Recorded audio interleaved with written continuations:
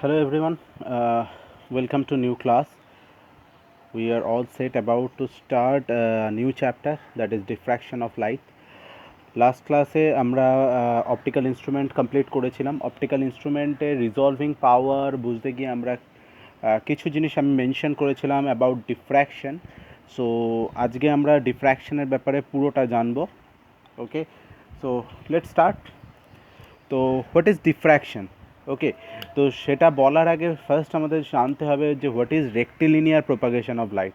এটা আমরা ছোটোবেলা থেকেই জেনেছি যে rectilinear propagation is light is actually light always travels in a straight line. Okay, তো লাইট সবসময় স্ট্রেট লাইনে ট্রাভেল করে, আর এটার পরে আমাদের বেশ কিছু এক্সপেরিমেন্টাল প্রুফও আছে, যাতে যার সাথে পিন হোল ক্যামেরা, যারা জানে পিন হোল ক্যামেরা তার ওয়ার্কিং প্রিন্সিপালও একমাত্র রেক্টিলিনিয়ার প্রোপাগেশন ল অফ লাইটের ওপরেও ডিপেন্ড করে আলটিমেটলি তৈরি। তো mainly rectilinear propagation of light is a well valid, যা বলা যেতে পারে ভেরিফাইড কিন্তু থিওরি, মানে এমন নয় যে এটা অন্য কিছু ব্যাপার স্যাপার, কিন্তু এটার লোকে এর এগেনস্টে প্রচুর প্রুফ আছে। বাট দেখা গেল যে কিছু কিছু কন্ট্রাডিকশন রয়েছে এই থিওরির এগেনস্টে। তো what are those? First of all একটা এক্সাম্পল আমি বলতে চাই, সেটা হচ্ছে aeroplane. That not a small thing, বিশাল বড় সড়ো একটা জিনিস। যখন এরোপ্লেন ধরো আকাশে উড়ছে, সেই অবস্থায় শ্যাডো, এরোপ্লেনের শ্যাডো কি আমরা আর্থ সারফেসের ওপরে পাই? কখনোই পাই না। তো কেন পাই না? অ্যাকচুয়ালি আমরা যে যারা লাইট ফ্রম দ্য সান এই জিনিসটা জানি, তারা জানি যে সান থেকে যে রেজগুলো আসে সমস্ত রেজগুলো প্যারালাল রেজ। কেন প্যারালাল রেজ? খুব সিম্পলভাবে কনসিডার করলেও আমি বলতে পারি যে সান আর আর্থের মধ্যে ডিস্টেন্স যেটা, সেটা হচ্ছে অলমোস্ট 15 crore কিলোমিটার। আর এই 15 crore কিলোমিটার যদি কোনো ডাইভার্জিং রে ট্রাভেল করে, সেটা যদি শুরুতেও তাদের মধ্যে অ্যাঙ্গেল যদি সাম ডিগ্রি, ধরো 10 ডিগ্রিও থাকে, তাহলে তারাও কিন্তু আর্থের দুটো সাইড দিয়ে বেরিয়ে যাবে, আর্থে এসে কেউ পৌঁছবে না। ঠিক আছে, বোঝা গেল? তো অ্যাকচুয়ালি ডাইভার্জিং রেজ যত দূরে যায়, তারা তো আস্তে আস্তে একজন আরেকজনের থেকে অ্যাপার্ট, মানে দূরে যেতে শুরু করে। তো সেক্ষেত্রে কী হবে, যে যদি কোনো রেজ অফ লাইট যারা ডাইভার্জিং রেজ, সেগুলো সান থেকে বেরিয়েও আসে, তারা কিন্তু এই 15 crore কিলোমিটার পরে কিন্তু একসাথে আর্থের ওপর এসে পৌঁছতে পারবে না। তাহলে আর্থের ওপর এসে যে সমস্ত রেজগুলো এসে পড়ছে, তারা কিন্তু মেনলি প্যারালাল রেজ। তাহলে এই শুয়ে প্যারালাল রেজগুলোর কথা আমরা বলছি, তাহলে যদি রেজগুলো এই যে, তার মানে এখানে আমি দেখেছি parallel rays from the sun. এবার আকাশে যখন প্লেনটা উড়ছে, সেই প্লেনটা কিন্তু এই রেজ অফ লাইটগুলোকে কিন্তু ইন্টারসেপ্ট করছে। তো এই রেজ অফ লাইটগুলোকে যদি ইন্টারসেপ্ট করে, এই প্লেনের যে অপোজিট সাইড, সেখানে কোনো রেজ অফ লাইট অ্যাকচুয়ালি নেই। ঠিক আছে, কিন্তু এই প্লেনটার যে সামনে যে রেজ অফ লাইটটা, সেটা কিন্তু ইজিলি ট্রাভেল করে কিন্তু আর্থ সারফেসে এসে পৌঁছে যাবে। প্লেনটার পিছন দিক থেকে যে রে অফ লাইটটা পাস করবে, সেও কিন্তু আর্থ সারফেসে এসে পৌঁছে যাবে। কিন্তু প্লেনের পুরো বডিটা যে জায়গাটা রয়েছে, সেখানে কী হচ্ছে, প্লেন কিন্তু এই জায়গার এই রিজিয়নের সমস্ত রেজ অফ লাইটকে ইন্টারসেপ্ট করছে। তাহলে সেক্ষেত্রে এর পিছনে কিন্তু কোনো রেজ অফ লাইট থাকার কথা না। So we should have a shadow of this plane. ঠিক আছে, এবার যেহেতু this ray and this ray both rays are parallel, so they will meet at infinity. মানে আমি যদি এটাকে এইভাবে এগিয়েও নিয়ে যাই, সো আমি এখানেও যদি শ্যাডো অবটেন করি, এই রেগুলো তো আর আমার এখানেও মিট করবে না, এখানেও মিট করবে না। সো এখানেও শ্যাডো অবটেন করবো, এখানেও শ্যাডো পাবো, এখানেও শ্যাডো পাবো। সো দিস শ্যাডো, এই যে প্লেনটার শ্যাডো, এটা পাওয়া উচিত কিন্তু আমরা ইনফাইনাইট ডিস্টেন্স দূর অবধি। কিন্তু সেটা কিন্তু প্র্যাকটিক্যালি হয় না। একটা প্লেন যখন 20,000 বা 30,000 ফিট ওপর দিয়ে ওড়ে, তার শ্যাডো কখনোই কিন্তু আমরা আর্থ সারফেসের ওপর পাই না। কেন পাই না? তার মানে শ্যাডো তার মানে ক্রিয়েট হয় না। এই যে যেখানে অ্যাকচুয়ালি যে রিজিয়নটা, যে রিজিয়নের রে অফ লাইটগুলো ইন্টারসেপ্টেড হচ্ছিল বাই দিস প্লেন, এই রিজিয়নে তো শ্যাডো ক্রিয়েট হওয়া উচিত, কারণ there is a absence of light rays here. তো এখানে শ্যাডো না তৈরি হওয়ার রিজন হচ্ছে আমরা যদি প্লেনটার খুব নিচে থাকি বা কাছে থাকি then we will get a shadow of this plane, but আমরা যখন দূরে যাচ্ছি তখন আমরা শ্যাডো পাচ্ছি না। এখান থেকে লোকে বুঝতে পারলো যে so rectilinear propagation of light theory is well verified, that's okay, but it's not at all true for all consequences. সমস্ত ক্ষেত্রে কিন্তু এটা কিন্তু সত্যি নাও হতে পারে। কোন কোন ক্ষেত্রে? সেক্ষেত্রে দেখা গেল যে for some special cases like edges of the bodies, কোনো বডির যদি এজ থাকে সেখান থেকে কিন্তু রেজ অফ লাইট বেন্ড হয়। কিভাবে বেন্ড হয়? অ্যারাউন্ড দ্য এজ বেন্ড হয়, মানে অ্যাকচুয়ালি আমরা অনেক দূরে একদম জাস্ট বিলো দ্য প্লেন আমরা কিন্তু শ্যাডো পাচ্ছি, but way below the plane আমরা কিন্তু শ্যাডো পাচ্ছি না। তার রিজনটা কি? এই যে রেটাকে আমি প্যারালাল রেজ দেখছি, অ্যাকচুয়ালি এই রেগুলো কিন্তু প্যারালাল রে নয়, they actually bend around the edge, মানে এই যে প্লেনের এজ বা মুখের কাছ থেকে এসে এই রে অফ লাইটটা কিন্তু অ্যারাউন্ড দ্য এজ বেন্ড হচ্ছে। ওকে, আর এখান থেকেও টেল থেকেও তাই, এখান থেকে যে রেটা আসছে দ্যাট এগেন বেন্ডস। ওকে, এইভাবে বেন্ড হয়ে যাচ্ছে। সো যদি বেন্ড হয়ে যায় তাহলে তারা তো মিট করেই যাবে। সো কিছুটা দূরে এই রিজিয়ানে কোনো ভ্যাকেন্সি থাকবে না, সব জায়গায় রে অফ লাইট প্রেজেন্ট থাকবে। So there will be no shadow, but just below the plane এই জায়গায় কিন্তু still there is no light at all. তো সেখানে আমরা তাহলে শ্যাডো পাবো। তো এটাই হয় অ্যাকচুয়ালি যখন আমরা প্লেনটা যখন আর্থ সারফেসের খুব কাছে চলে আসে বা আর্থ সারফেসের উপর দাঁড়িয়ে থাকে, then we actually get the shadow of that plane on the surface of the earth. But যখনই প্লেনটা আকাশে অনেক ওপরে উড়ে যায় তখন কিন্তু আমরা শ্যাডো পাই না। তার রিজন হচ্ছে এই। তার মানে rectilinear propagation of light is true, but কিন্তু সবসময় সত্যি নয়। যখন লাইট কোনো অবজেক্টের এজে আসে দেন লাইট অ্যাকচুয়ালি লাইট বেন্ড হয়ে যায়।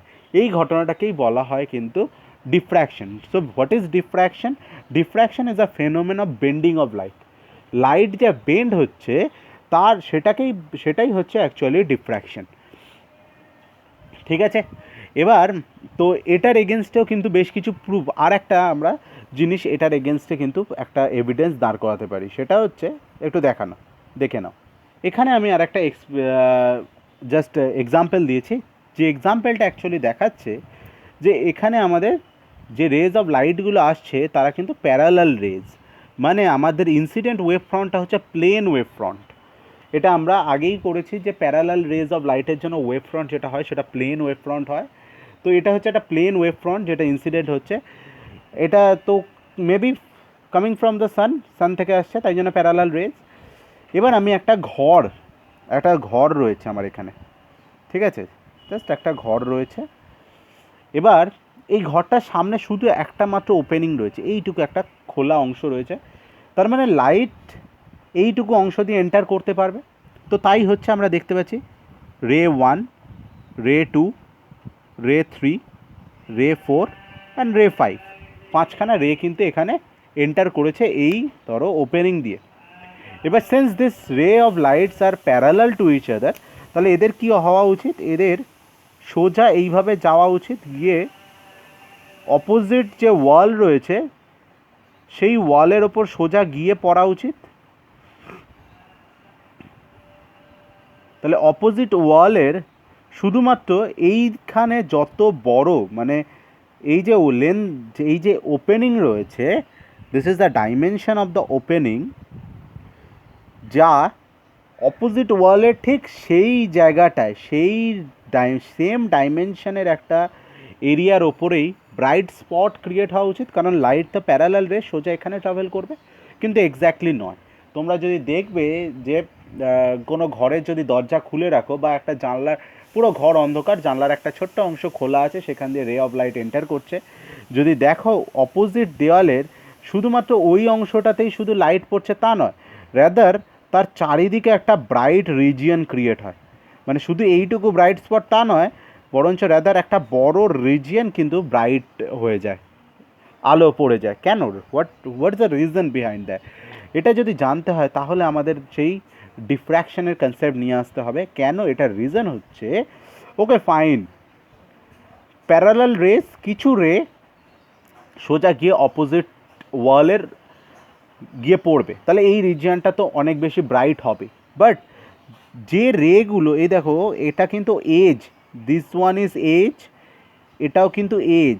তো এই যে রেটা বা এই রেটা যখন এখান দিয়ে ট্রাভেল করবে তখন কি হবে, ডিউ টু ডিফ্র্যাকশন ও এই এজের অ্যারাউন্ডে রোটেট করবে, সরি বেন্ড হবে। তো অ্যারাউন্ড দ্য এজ বেন্ড হওয়া মানে ও কী হবে, এইভাবে বেন্ড হয়ে যাবে, or it will go like that. এটা কি হবে, অ্যারাউন্ড দ্য এজ বেন্ড হওয়া মানে it will go like that or it will go like that. এইভাবে যদি যায় তাহলে বোঝাই যাচ্ছে শুধুমাত্র এই রিজিয়নটা নয়, র্যাদার একটা লার্জার রিজিয়ন জুড়ে কিন্তু আমরা ব্রাইটার স্পট পাবো। So this is again a evidence behind the phenomena call diffraction or bending of light. Okay, so এখানে আমি সেই একই জিনিসটা অনেক ক্লিয়ারলি দেখিয়েছি যে যদি প্যারালাল রেজই হতো তাহলে we should have the bright spot here, কিন্তু আমরা দেখতে পাচ্ছি আমরা এইখানে যদি ব্রাইট স্পট পাওয়ার সাথে সাথে আমরা একটা লার্জ রিজিয়নে, এই পুরো রিজিয়নে কিন্তু ব্রাইট স্পট পাচ্ছি।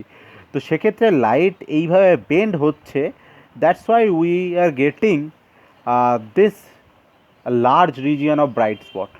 এইটুকু না পেয়ে এত বড় রিজিয়নে ব্রাইট স্পট পাচ্ছি আমরা এই জন্যে। সো লাইট তার মানে বেন্ড হয়।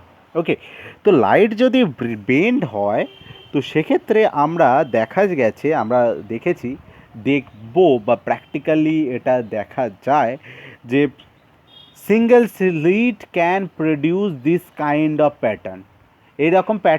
এরকম ইন্টেন্সিটি প্যাটার্ন আমরা কিন্তু ইন্টারফারেন্সে পেয়েছিলাম, যেখানে আমাদের দুটো কোহেরেন্ট সোর্স ইনভলভ ছিল, দুটো সোর্স থেকে লাইট আসছিল যাদের মধ্যে পাথ ডিফারেন্স ছিল। ডিপেন্ডিং আপন দেয়ার পাথ ডিফারেন্স আমরা স্ক্রিনের ওপরে কোনো জায়গায় they met constructively or at any other point on the screen they made destructively. তো কোথাও আমরা কনস্ট্রাকটিভ ইন্টারফারেন্স পেয়েছিলাম, ম্যাক্সিমাম ব্রাইটনেস পেয়েছিলাম, কোথাও ডিস্ট্রাকটিভ ইন্টারফারেন্স পেয়েছিলাম বা মিনিমাম ব্রাইটনেস বা ব্রাইট স্পট পেয়েছিলাম। ওকে, তো দ্যাট ওয়াজ দ্য ইন্টারফারেন্স।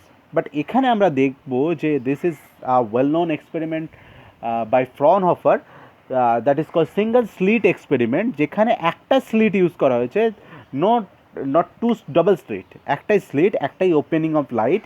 তার জন্য অপোজিট স্ক্রিনে এরকম কিছু ঘটনা, মানে এরকম জিনিস আমরা দেখতে পাবো, মানে এরকম লাইক ইন্টারফারেন্স প্যাটার্ন, এরকম যে variation of intensity, that is bright dark, এই কাইন্ড অফ ভেরিয়েশন কিন্তু আমরা এখানে দেখতে পাবো। ঠিক আছে, তো সো তার মানে হচ্ছে also diffraction can create patterns. তো ডার্ক ব্রাইট এরকম জিনিসপত্র, মানে এই ফ্রিঞ্জ কিন্তু ডিফ্র্যাকশানেও তৈরি হতে পারে। কেন তৈরি হতে পারে? রিজনটা হচ্ছে different rays can meet. Okay, different রেগুলো যারা রয়েছে তারা কিন্তু মিট করছে due to the bending of light. Parallel ray যদি হতো তাহলে কিন্তু তারা মিট করতে পারতো না, যেহেতু তারা এজ থেকে বেন্ড হচ্ছে, সেই কারণে আমি এই যে এখানে দেখিয়েছি যে সবাই যদি প্যারালাল হতো এরকম আসতো, সোজা চলে যেত, কিন্তু সিন্স দে ক্যান বেন্ড, তো কী হচ্ছে, তারা কিন্তু বেন্ড হয়ে যাচ্ছে। যখনই লাইট বেন্ড হয়ে যাবে তখনই তাদের মধ্যে একটা পাথ ডিফারেন্স ক্রিয়েট হবে, কারণ সোজা যদি চলে আসে উল্টো দিকে এসে পড়ে তাহলে সবাই সেম ডিস্টেন্স ট্রাভেল করবে, কিন্তু যদি সবাই সার্টেন অ্যাঙ্গেলে ট্রাভেল করে, কেউ একজন এই দিকে গেছে, কেউ একজন এই দিকে গেছে, so there must be a path difference between this two rays. তো যখনই দুটো রের মধ্যে পাথ ডিফারেন্স ক্রিয়েট হবে তখনই কী হবে, তারা they can interfere constructively or destructively. তো তার মানে হচ্ছে আমাদের এখানে ব্যাপারটা হচ্ছে, এখানে আমাদের ইন্ডিভিজুয়াল যে স্লিট রয়েছে, একটাই স্লিট রয়েছে, তার থেকে যে নাম্বার অফ রেজ বেরোচ্ছে তারা একজন আরেকজনের সাথে ইন্টারফেয়ার করছে। That's how this pattern has formed. বোঝা গেল? তো এটা আমরা আরও ডিটেলসে পড়বো, কিন্তু তার আগে আমরা বলি যে তার মানে ডিফ্র্যাকশন কিন্তু প্যাটার্ন ক্রিয়েট করে। আর ডিফ্র্যাকশানের যে ডিফারেন্ট টাইপ অফ ডিফ্র্যাকশান হয় সেটাকে মেনলি, মানে প্যাটার্ন ক্রিয়েটিং, মানে ডিফ্র্যাকশান হয়েছে তার যে এক্সপেরিমেন্টগুলো হয়, ডিফারেন্ট টাইপ অফ ডিফ্র্যাকশান ফেনোমেনা যেগুলো দেখা হয় সেটাকে মেনলি দুটো টাইপের ডিভাইড করা যায়। One is Fresnel diffraction another one is Fraunhofer diffraction. বোঝা গেল? The first one is Fresnel diffraction pattern, another one is Fraunhofer diffraction pattern. So what is Fresnel diffraction pattern? Fresnel diffraction pattern হচ্ছে যখন আমার যে source of light, যেখান থেকে লাইটটা আসছে, দ্যাট ইজ সেটা, আর স্ক্রিন যেখানে আমি আলটিমেটলি ডিফ্র্যাকশন প্যাটার্নটা দেখতে চাইছি, both are at the finite distance, মানে সবাই কাছাকাছি রয়েছে। তার মানে কি বলা হচ্ছে? তার মানে খুব পাতি কথা, যদি ফাইনাইট ডিস্টেন্সে কোনো সোর্স থাকে তাহলে আমাদের ওই সোর্স থেকে, সমস্ত সোর্স থেকে লাইট তো ডাইভার্জ করে যে বেরোয় না, তো দ্যাট মিনস আমাদের সোর্স হচ্ছে ডাইভার্জিং সোর্স, আর যে স্ক্রিন হবে সেটা এখানে আমাদের যে ইমেজটা তৈরি হবে বা যে প্যাটার্নটা তৈরি হবে সেটা দুটোই কিন্তু আমাদের ফাইনাইট ডিস্টেন্সে থাকতে হবে। The type of diffraction is called Fresnel diffraction pattern. Fraunhofer diffraction প্যাটার্নে কী হয়? ফ্রনহফার ডিফ্র্যাকশন প্যাটার্নে আমাদের সোর্স আর স্ক্রিন বা দুজনেই ইনফাইনাইট ডিস্টেন্স দূরে থাকতে হবে। তার মানে হচ্ছে আমার ইনফাইনাইট ডিস্টেন্স দূরে যদি সোর্স থাকে, তার মানে যে ইনসিডেন্ট রেগুলো হবে সেগুলো প্যারালাল রে হবে, ইনসিডেন্টে রেগুলো প্যারালাল হবে। আর যদি আমাদের স্ক্রিনটাও ইনফাইনাইট ডিস্টেন্স দূরে থাকে, তার মানে ডিফ্র্যাকশনের পর যে লাইটগুলো যে বেন্ড হবে, সে বেন্ডিং অফ লাইট যেটা, সেই বেন্ড হওয়ার পর যে রেগুলো বেরোবে তারাও প্যারালাল রে হবে, যেটা আমি এখানে কিন্তু একটা দেখিয়েছি, জাস্ট একটা এক্সাম্পল দেখিয়েছি। এখানে দেখো, এটা এইখানে যা লেখা আছে সেগুলো ভুলে যাও। ইনসিডেন্ট রেগুলো আমাদের প্যারালাল রেজ, আর বেন্ড হওয়ার পর যে রেগুলো বেরোচ্ছে they are also parallel. So this type of diffraction is called Fraunhofer diffraction. Okay, তো এক্ষেত্রে প্যারালাল রে যখন, দেন সোর্সটাও আমাদের ইনফিনিটিতে, এখানে যেহেতু আমাদের প্যারালাল রে আলটিমেটলি ডিফ্র্যাকশনের পরে প্যারালাল রে বেরোচ্ছে, তাহলে স্ক্রিনটাও আমাদের ইনফিনিটিতে প্লেস করতে হবে, so we can have a diffraction pattern, okay, at infinity. Okay, fine. নাও এবার প্রবলেমটা হচ্ছে যে দেখো, যদি তোমার সোর্সও ইনফিনিটিতে, স্ক্রিনও ইনফিনিটিতে, তাহলে how could we do this experiment in our real life? কী করে এক্সপেরিমেন্টটা করবো? So people find a way. কী করে বার করলো? কী ওয়ে বার করলো? Okay, they place the source at a focus of lens. একটা লেন্সের ফোকাসে তারা সোর্সটাকে প্লেস করলো। তাহলে সেক্ষেত্রে যে রেজ অফ লাইটগুলো, ডাইভার্জিং রেগুলো বেরোচ্ছিলো, তারা আলটিমেটলি এই লেন্স কী করলো? তাদের প্যারালাল রেতে কনভার্ট করে দিল। After diffracted from the slit, again a lens is used to convert them on a screen that is placed at a finite distance. তো মানে আমার সবই ইনফাইনাইট রে রইলো, বাট আমরা সোর্সটাকেও ফাইনাইট ডিস্টেন্সে বসিয়ে তার ইনফাইনাইট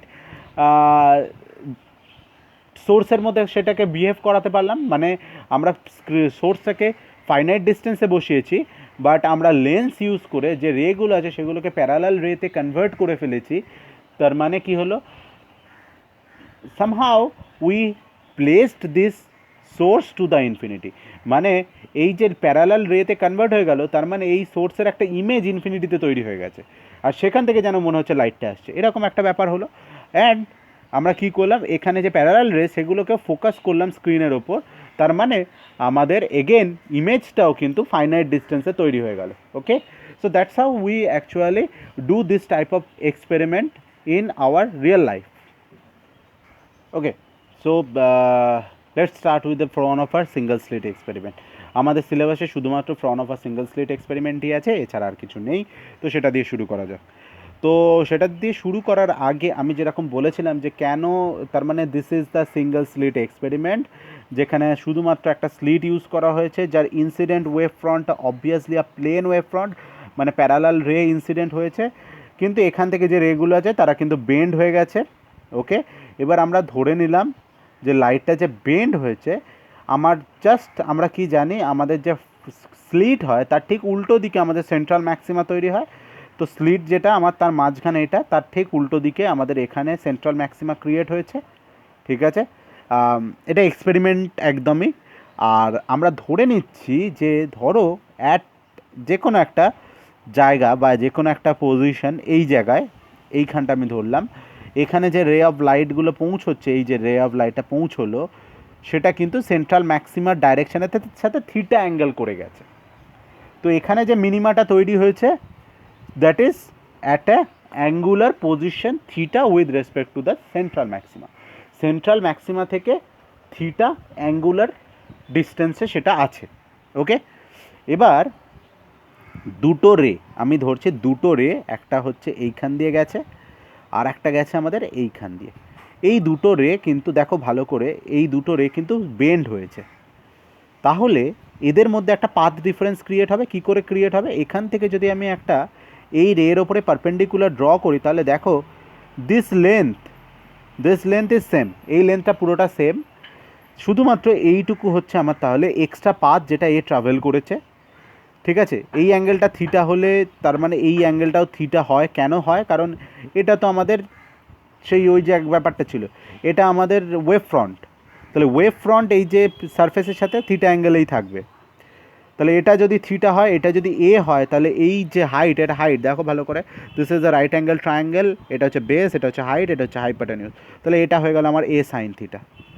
তাহলে a sign থিটাটা directly path difference বলা যায় না, but it can be consider as a path difference. এটা পাথ ডিফারেন্স হিসেবে কনসিডার করা যেতে পারে। শুধু এখানে না, এখানে আরও কিছু পাথ ডিফারেন্স আসবে, তো সেগুলো আমরা ডিটেলসে ক্যালকুলেট না করলেও একটা ওভারঅল আমি জাস্ট আইডিয়া দিলাম যে এটা পাথ ডিফারেন্স হতে পারে। So that may be path difference. Okay, actually path difference না, but that can be consider as a path difference. Okay, now এবার যদি এই এক্সপেরিমেন্টের জন্য আমাদের bright fringe, dark fringe, bright fringe, dark fringe এরকম একটা ঘটনা ঘটেছে। ঠিক আছে, তো আমরা যদি ক্লিয়ারলি, আমাদের সিলেবাসে নেই যদিও ডেরিভেশনটা, so if we find the intensity at any angle theta, এই যে আমরা থিটা অ্যাঙ্গেলে দেখতে পাচ্ছি, থিটা অ্যাঙ্গেলে কোনো একটা ফ্রিঞ্জ আছে, তার যদি ইন্টেন্সিটি ক্যালকুলেট করি, তাহলে সেক্ষেত্রে আমরা যে ইন্টেন্সিটিটা পাবো, that came as I equals to, I হচ্ছে, I is the intensity of any fringe, যে কোনো ব্রাইট ফ্রিঞ্জের intensity I equals to I zero sine square alpha by alpha square. What is I zero? I zero হচ্ছে intensity of the central maxima.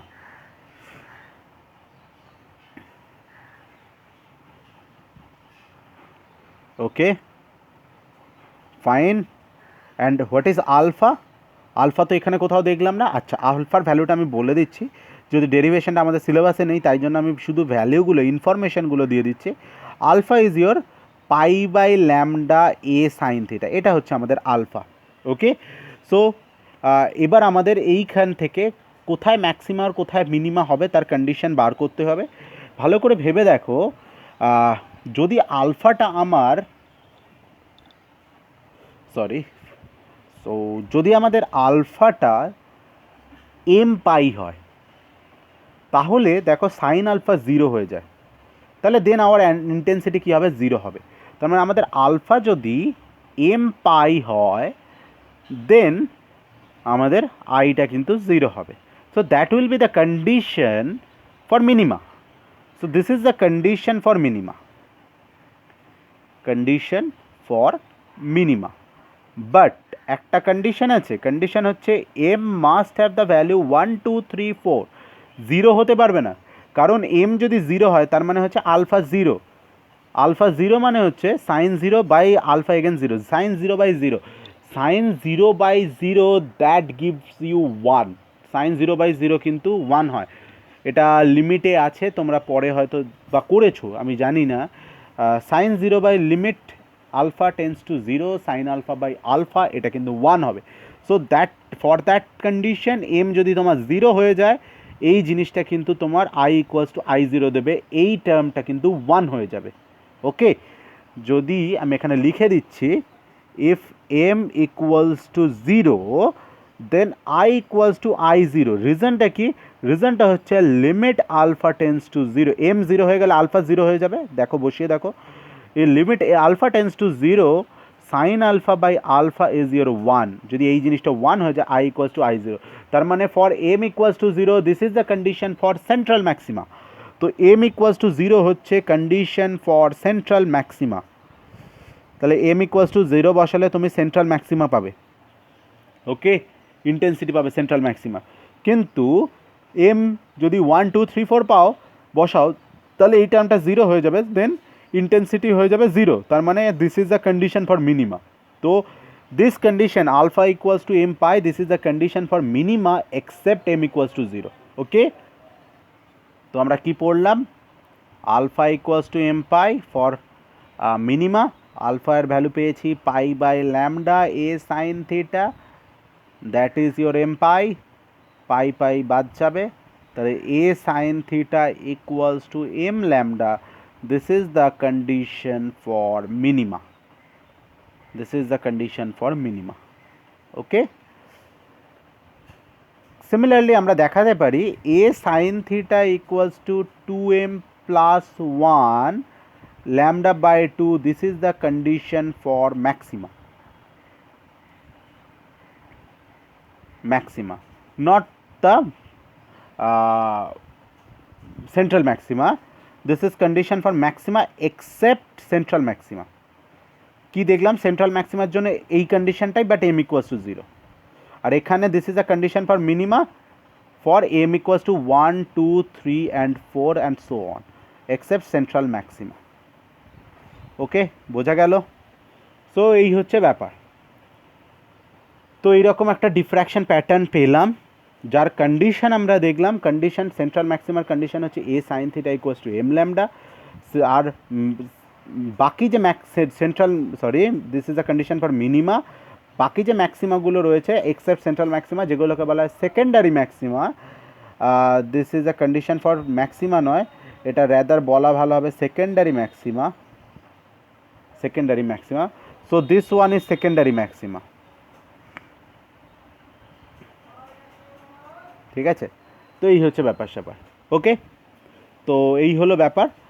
Next একটা জিনিস বলার কথা, সেটা হচ্ছে যে আমরা এখানেও ফ্রিঞ্জ উইথ ক্যালকুলেট করব, আর আরও কিছু জিনিসপত্র নিয়ে আমরা ডিল করব, অবশ্যই আমি সেটা পরে দেখাচ্ছি। আচ্ছা, ফ্রিঞ্জ উইথ একটা জিনিস দেখা যায় যে ফ্রিঞ্জ উইথ যেটা আমাদের ডিফ্র্যাকশনের জন্য, that's not a constant term. ইন্টারফারেন্সের জন্য ফ্রিঞ্জ উইথ কনস্ট্যান্ট ছিল, কিন্তু ডিফ্র্যাকশনের জন্য ফ্রিঞ্জ উইথ ভ্যারি করে। আমরা এখানে ফ্রিঞ্জ উইথ যেটা ক্যালকুলেট করব সেটা হচ্ছে with of the central maxima, this is the fringe with না, এটাও বিটা আমাদের actually, this is the fringe with. এখান থেকে এর পরে this again as the fringe with. তো আমরা শুধুমাত্র সেন্ট্রাল ম্যাক্সিমার উইথটা বার করব, কারণ হচ্ছে বাকি সমস্ত ফ্রিঞ্জের আলাদা আলাদা উইথ আছে, তো সেক্ষেত্রে বাকিগুলো বার করার দরকার নেই। আর আমরা দেখব যে সেন্ট্রাল ম্যাক্সিমা বাদ দিলে ফার্স্ট অর্ডার বা সেকেন্ড অর্ডার ম্যাক্সিমার পর আর কোনো ফ্রিঞ্জ পাওয়াই যায় না, সেটাও আমরা দেখব। ঠিক আছে, তো দেখা যাক সেক্ষেত্রে কি করা যায়। আচ্ছা দেখো, এই যে জিনিসটা আমরা দেখলাম যে আচ্ছা কী করে ফ্রিঞ্জ উইথ বার করব? আচ্ছা, আমরা ধরে নিলাম যে দিস ইজ দ্য, এটা কি ফার্স্ট অর্ডার মিনিমা না, এটা হচ্ছে ফার্স্ট মিনিমা, এটাও হচ্ছে আমাদের ফার্স্ট মিনিমা, সেন্ট্রাল ম্যাক্সিমা দুটো দিকেই মিনিমা থাকে, তো this is again first minima.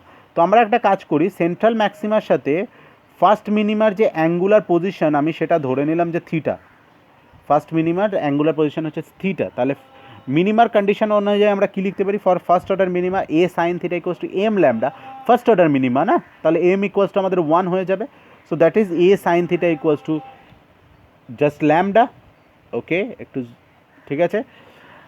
দেন তাহলে আমরা এগেন আবার একটা প্রবলেম রয়েছে, সেটা হচ্ছে আমাদের এই যে থিটাটা সেটা খুব ছোট। কেন ছোট? কারণ হচ্ছে যে আমরা যে ওয়েভলেন্থ অফ লাইট ইউজ করছি সেটা তো খুব ছোট, আর এই এ যেটা সেটাও খুবই ছোট হয়। ঠিক আছে, আমাদের যদি ভালো করে একটা ডিফ্র্যাকশন প্যাটার্ন দেখতে হয়, then this a should be small. কেন শুড বি স্মল? এটা আমার মনে হলে আমি দেখাচ্ছি যে a should be small to get a good diffraction pattern দেখাবো। ঠিক আছে, তা অবশ্যই এটা মনে রাখতে হবে যে এটা ছোট হতে হয়, দেখাতে হবে। তো যদি আমাদের এ আর ল্যামডা দুটোই ছোট হয়, তাহলে this term sine theta should be small.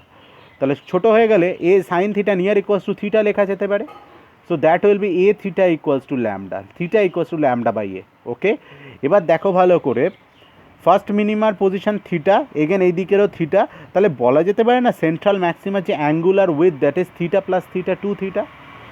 So angular with of the central maxima, that is the angular with of the central maxima is year 2 theta.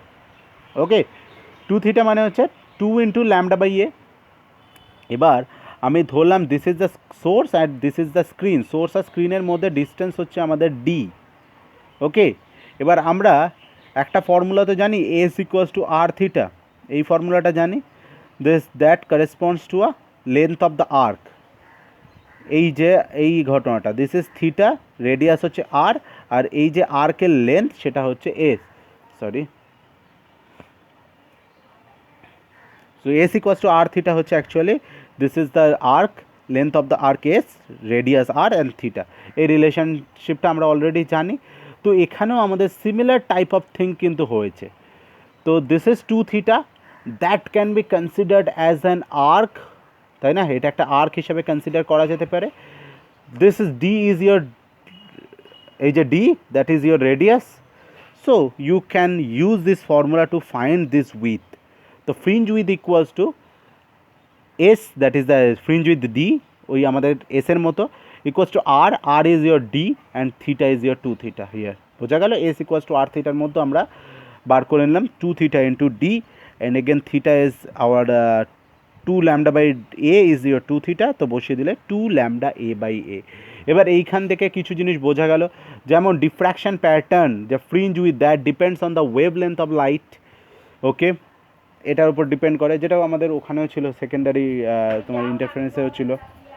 ওকে ওকে, আচ্ছা, নেক্সট থিং আমি যেটা দেখাবো বলেছিলাম সেটা হচ্ছে, আমরা ফার্স্ট অফ অল দেখাবো যে কেন আমরা মোর দ্যান 1 or 2 ফ্রিঞ্জ দেখতে পাই না।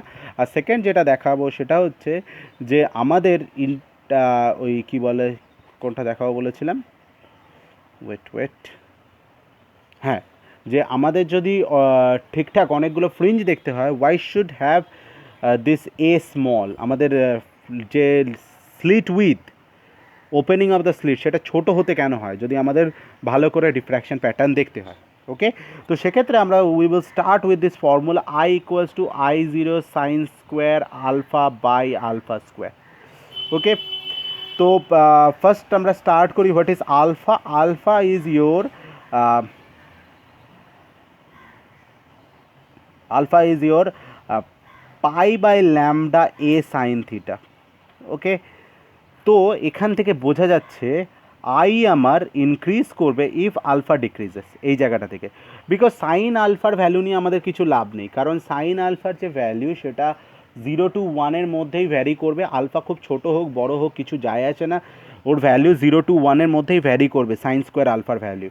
সো বাট আলফার ভ্যালু যদি আমরা খুব ছোট করে দিই, সাইন আলফাও খুব ছোট হবে, দ্যাটস ট্রু, বাট তার সাথে সাথে যদি আমরা করতে পারি then we can get an optimum value, যেখানে আলফার একটা ভ্যালুর জন্য আমরা এই আই সেটাকে ম্যাক্সিমাইজ করতে পারবো। এবার আলফার ভেতরে এ ভরা আছে, ঠিক আছে, আলফা যদি কমাতে হয় তাহলে এ শুড ড্রপ, এর ভ্যালুটা কমাতে হবে আমাকে, ঠিক আছে।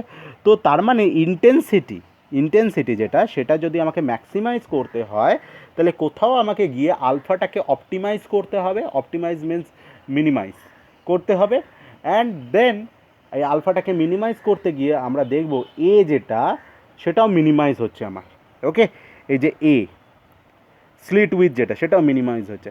এই কারণে কি, তার মানে আমাকে যদি ভালো ইন্টেন্সিটি ডিফ্র্যাকশন প্যাটার্ন পেতে হয় তাহলে আমাদের তার মানে ছোটো সাইজের স্লিট ইউজ করতে হয়, স্মলার ডাইমেনশনের স্লিট ইউজ করতে হয়। দ্যাট বেশিরভাগ ক্ষেত্রে যেটা করা হয় comparable to the wavelength of light, এরকম একটা স্লিট উইথ ইউজ করা হয়। বোঝা গেল, এগেন এটা বোঝা গেছে। নেক্সট ওয়ান, তো তার মানে এটা ছোট হবে সেটা বোঝা গেল। নেক্সট হচ্ছে যে আলফা আমরা কেন মোর দ্যান 2 or 3 কেন ফ্রিঞ্জ পাই না সেটা আমাদের দেখব। তো সবার আগে আমাদের দেখতে হবে alpha equals to 2m+1 pi by 2, 2m+1 pi by 2, এই কন্ডিশনে আমাদের কিন্তু ম্যাক্সিমাম হয়। এটা কি করে পেলাম? আচ্ছা, আমরা তো already a sine theta equals to 2m+1 λ/2 করেছিলাম। এবার আমি জানি কি alpha equals to pi by lambda a sine theta. তার মানে এইখানে যদি আমি পাই বাই ল্যামডা দিয়ে মাল্টিপ্লাই করি, pi by lambda a sine theta, এটা আলফা হয়ে যাবে। এখানে আমি পাই বাই ল্যামডা দিয়ে মাল্টিপ্লাই করবো, ল্যামডা ল্যামডা কেটে যাবে, এই জিনিসটা আলফা হয়ে যাবে। So that will be your 2m+1 π/2। তো আলফার ভ্যালু 2m+1 π/2 এর জন্য আমরা ম্যাক্সিমা পাই, ঠিক আছে। তো for first order maxima m equals to 0 হবে, second order maxima m equals to 3 হবে। আচ্ছা, ফার্স্ট অর্ডার ম্যাক্সিমা মানে হচ্ছে এটা, সরি, ফার্স্ট অর্ডার ম্যাক্সিমা মানে হচ্ছে তোমাদের কিন্তু এই জিনিসটা হচ্ছে তোমাদের ফার্স্ট অর্ডার ম্যাক্সিমা। ওকে, তো যদি সেগুলো বসাও তাহলে for the first order maxima এখানে তুমি যদি m ইকুয়ালস টু 0 বসিয়ে দাও তাহলে you will get alpha equals to π/2, m equals to 1 এর জন্য alpha equals to 3 π/2, m equals two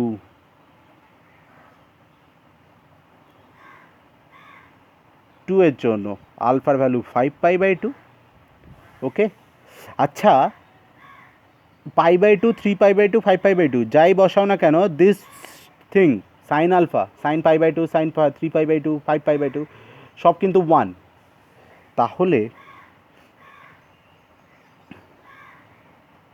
এই ভ্যালুগুলো যদি আমরা বসাই তাহলে I1 যেটা আসবে সেটা হচ্ছে I0/π/2 এর হোল স্কোয়ার, I2 যেটা আসবে I0/I2 মানে দিস, এর জায়গায় আলফার জায়গায় 3 π/2 বসাবো, 3 π/2 এর হোল স্কোয়ার।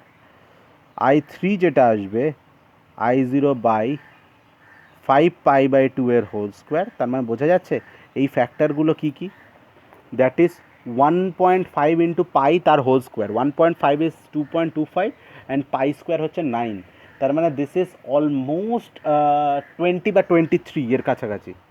দিস টার্ম এটা হচ্ছে 5/2, তার মানে 2.5, যেটার হোল স্কোয়ার হচ্ছে 6.25 অ্যান্ড পাই স্কোয়ার 9। তার মানে এটা অলমোস্ট তোমাদের 65 বা 70-র কাছাকাছি আসবে। তার মানে I3টা অলরেডি I0/73 বা 75। তার মানে বোঝা যাচ্ছে যে ইন্টেন্সিটিটা ড্রাস্টিক্যালি ড্রপ করছে। তার মানে আমাদের মোর দ্যান 2 বা 3 তার বেশি আমরা কিন্তু কোনো অর্ডার পাবো না, মানে সেক্ষেত্রে ইন্টেন্সিটি এতটাই কমে যাবে যে আমরা সেক্ষেত্রে দেখতে পাবো না। ওকে, now last thing, main difference between interference and diffraction.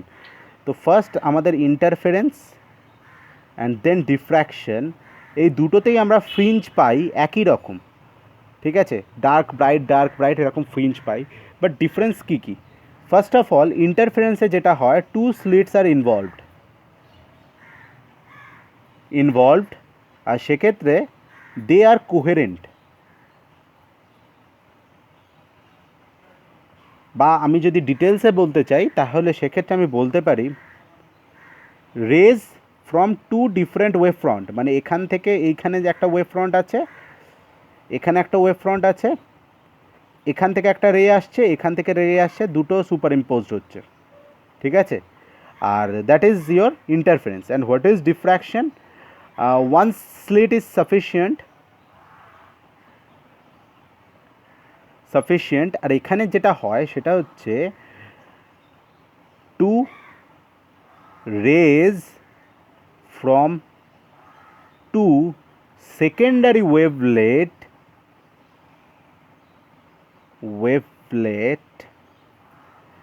interferes। মানে কি? মানে হচ্ছে একটাই সোর্স, যার এই হচ্ছে ধরো ওয়েভ ফ্রন্ট, এর ওপরে ডিফারেন্ট ওয়েভলেটগুলো রয়েছে, যেটা আমি তখনই দেখালাম, তারা ইন্টারফেয়ার করছে এখানে গিয়ে, ঠিক আছে। ওকে, আমার একটা জিনিস তো বলা হয়নি যে এই যে বেন্ডিং অফ লাইট, এটা কিন্তু একমাত্র এক্সপ্লেন করা যায় হাইগেন্স প্রিন্সিপাল ইউজ করে।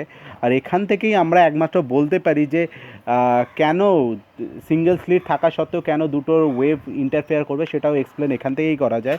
যেটা এই যে বললাম যে একটা স্লিটের যে ওয়েভ ফ্রন্ট, তার যে দুটো কনজিকিউটিভ, ধরো প্রত্যেকটা ওয়েভ ফ্রন্টের প্রত্যেকটা পয়েন্ট একটা করে সেকেন্ডারি ওয়েভলেট, সেগুলো অ্যাকচুয়ালি এখানে ইন্টারফেয়ার করছে আমাদের ডিফ্র্যাকশন প্যাটার্ন তৈরি করছে। ওকে, আর সেকেন্ড ডিফারেন্স যেটা, সেটা হচ্ছে intensity of all maxima same, তো ইন্টেন্সিটি